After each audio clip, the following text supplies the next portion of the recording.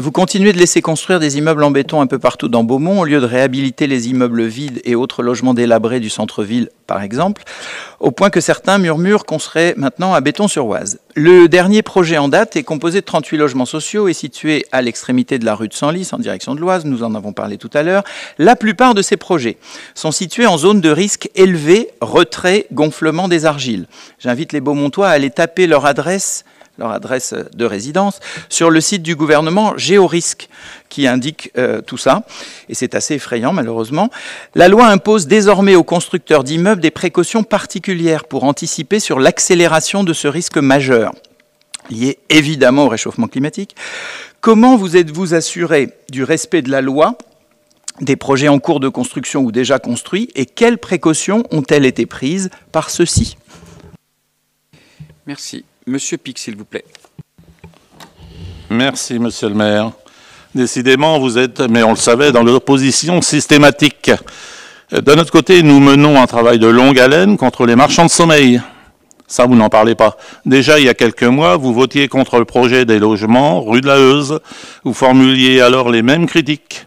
Comme souvent, pour nous prouver une nouvelle fois votre manque de cohérence, à Beaumont-sur-Oise, nous travaillons dans le but de réhabiliter l'habitat indigne pour le louer dans de meilleures conditions.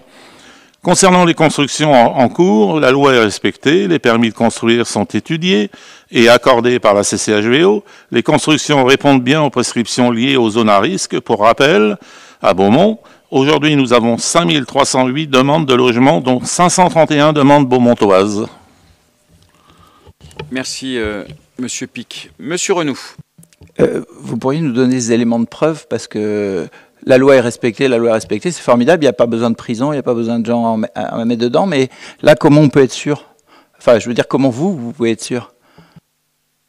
Donc, vous insinuez que les promoteurs sont derrière la loi, monsieur? Non, j'insinue qu'une mairie est censée vérifier la conformité à la loi, l'application de la loi. Enfin, c'est votre boulot de police, quoi, de police de l'urbanité, pas de l'urbanité, de l'urbanisme. L'urbanisme. Oui, c'est ce que j'ai dit. Alors, qu'en est-il? Tout est respecté, et comme vous le savez, puisque vous savez déjà le faire pour d'autres choses, vous pouvez soit envoyer vos voisins ou d'autres personnes, vous pouvez aller consulter les dossiers de l'urbanisme directement sur place, ils sont consultables et vous verrez que la loi est respectée. Merci. Question suivante, monsieur. Vous les avez lus, parce que je voulais juste quelques éléments. Moi, je ne suis pas un expert en urbanisme, et il y a des gens qui nous écoutent et qui sont inquiets sur les risques de retrait-gonflement des argiles, et là on parle d'immeubles. Non, on ne saura pas plus. Circuler, il n'y a rien à voir.